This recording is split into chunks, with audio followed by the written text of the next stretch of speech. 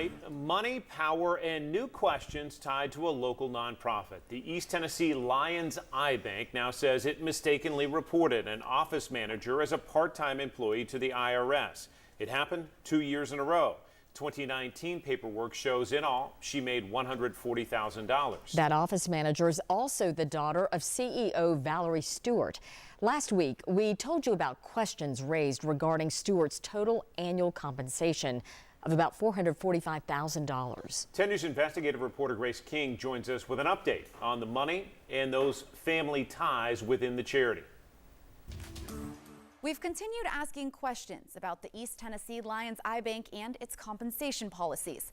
Today, Executive Director Valerie Stewart forwarded me an email from their accountant saying they realized the nonprofit's paperwork was incorrect after it was submitted to the IRS. The accountant told them the cost of filing an amended Form 990 for this one small change was deemed unnecessary.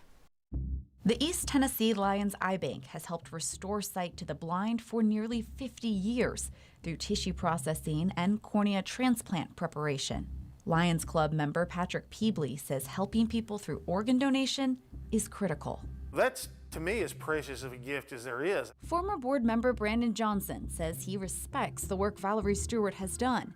However, he had concerns about her compensation this spring and conflicts of interest.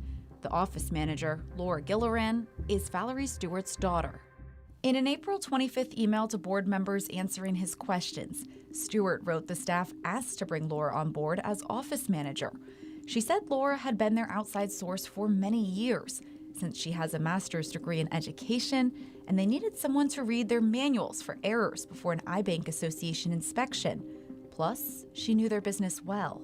In the most recent IRS records available from the 2019 fiscal year, East Tennessee Lions Eye Bank paid Laura Gilleran $137,000 for a part-time role listed as 24 hours a week. The daughter part-time, that's beyond ridiculous, and to me, that's the most concerning thing about this. Valerie Stewart told us Laura Gilleran works 40-plus hours a week, and that her hours were mistakenly reported to the IRS as part-time 2 years in a row. She forwarded an email from the nonprofit's accountant saying the cost of filing an amended Form 990 for this one small change was determined to be unnecessary, and that he made a note to update her role to full-time on the next 990. A 10 News review of accredited eye banks in the United States shows Gilleran's compensation is closer to what most eye bank CEOs, executive directors, and presidents make. The Mid-South Eye Bank for Sight Restoration in Memphis paid its office manager about $68,000 according to its 2018 IRS paperwork. Most others don't list that position when the IRS asks about key employees, highest compensated employees, and independent contractors. Tiffany Mensch from the Alliance for Better Nonprofits says compensation policies can vary. Nonprofits have a responsibility to make sure that the compensation that they set is reasonable and not excessive. The IRS documents also show the local eye bank paid $35,000 to a private company, Ion Transport, that's owned by Executive Director Valerie Stewart.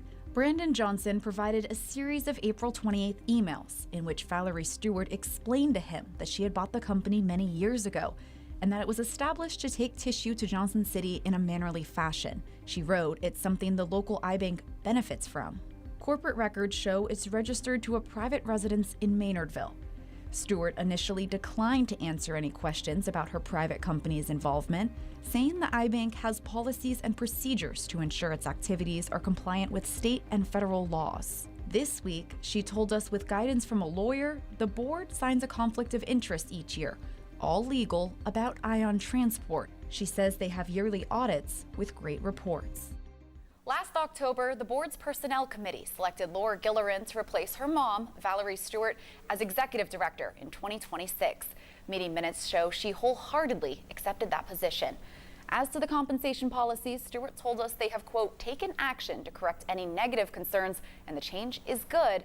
We've asked what those changes are. Stewart told us she's checking with her lawyer. At some point, they'll have to be public. And Grace, you've been in contact with the Eye Bank Association of America. What did they tell you?